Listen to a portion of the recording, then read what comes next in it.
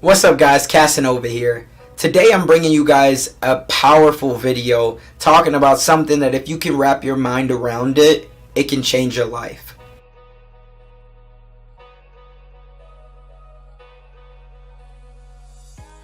Now what I'm talking about today is the power of sales. Now sales does not have to be a negative connotation.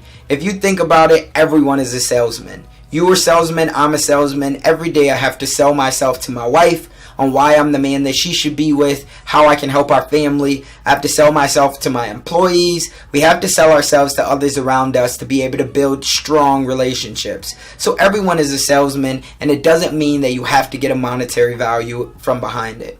But if you can learn the power in selling, I promise that it can change your life no matter what it is that your business is built off of, no matter what it is that your service is, no matter what it is that your product is. So the first major key in sales is to understand that people don't buy what you do, they buy why you do it.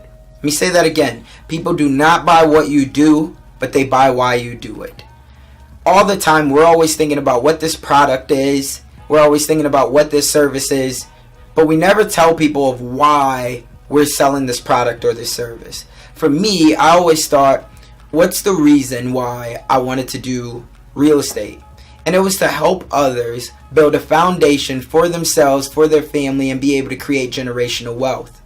Now, when you invest into real estate, you own your own land. So that's so powerful that now you can create passive income from that if you're renting it out, if you're leasing it out.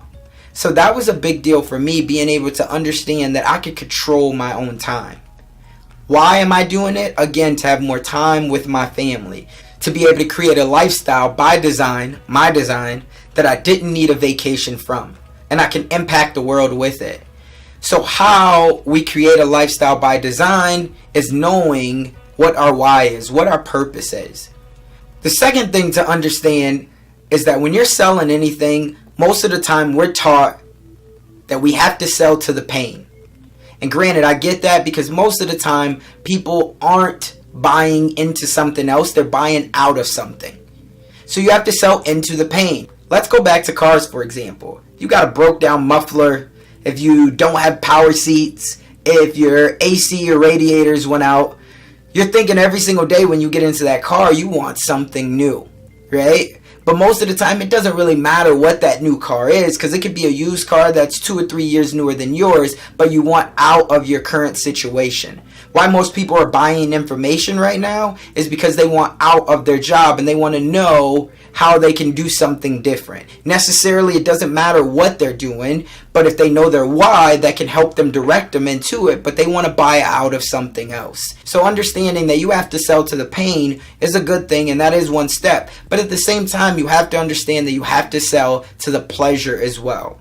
If you can tell people how whatever product or service that you have can enhance the joy that they have, they're going to buy that all day long. Selling to the pain, it's good, but the joys in them being able to understand why this is a valuable product, how this can increase their life, how this can make them skinnier, how this can get them into a new school, how this can get them into a better position, a better role, that's always going to be so much more impactful. Because a lot of the times, if you're always thinking of the negative and you're talking about that, it's beating that person down.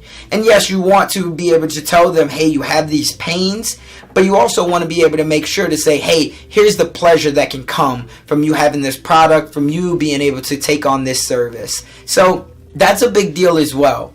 So making sure that you can sell to not only the pain, but that you can sell to the pleasure as well, that's a big, big deal, because people want to know that when they buy into you, when they buy into the relationship that they're going to build with you off of your product, your service, whatever it is, they want to know that there's greener pastures on the other side. The third thing you have to understand is following up will always be the key to closing on a sale. When we talk about ABCs, always be closing, 95% of the time, the reason why someone closes that sale is because they followed up on it. We get these notions in our head that says, hey, if I follow up too many times, that I'm bugging that person. But think about the last product that you bought. If it was off of Amazon, or if it was on any website to where you maybe started the process and then you didn't finish it for whatever reason, but they got in your email now and they continue to follow up with you in that email and they say, hey, we noticed that you didn't buy the product, but here's what we have for you. We're now going to offer you a 20% discount. We're going to offer you something else of value because we know that this can impact your life, right? So following up, understanding that just because you're being persistent does not mean that you're being rude, does not mean that you're being sleazy. It just means that you really have the power of belief in your product or your service. So following up will always be the key to closing a sale, because that truly means that you haven't forgot about the client, and that means that you truly want to help them. So much of the time we're in a noisy world, so we can't figure out what's real, what's fake. And most of the time, how we do start to figure out what's real or fake, it's the people who continue to add value to us. So we're thinking that, hey, these are trustworthy people. So make sure that at the end of the day, you're following up on every one of your clients, you're following up on every one of your leads, and that you're offering value to them. So again, to recap on it, the top 3 things to being able to sell anything is 1, understanding that people don't buy what you do, they buy why you do it. Number 2, is to understand that you have to sell to pain, but we also have to sell even more so to the pleasures. To understanding that, again, people buy the magic that's in the power of the stories. It's an emotional purchase 98% of the time. And number 3, to understand that the money is in the power up. Persistence respects persistence. If you follow up enough, the client's going to truly understand that your goal is to bring value to their lives. And if you're doing that in a way that's very persistent, it doesn't necessarily have to be a bad thing, as long as, again, you're offering value to their lives. So again, that's my 3 tips for you all. If you've gotten anything out of this video, please drop a comment below.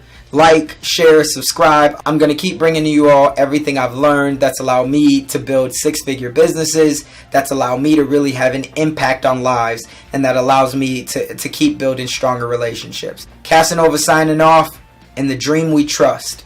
Talk soon.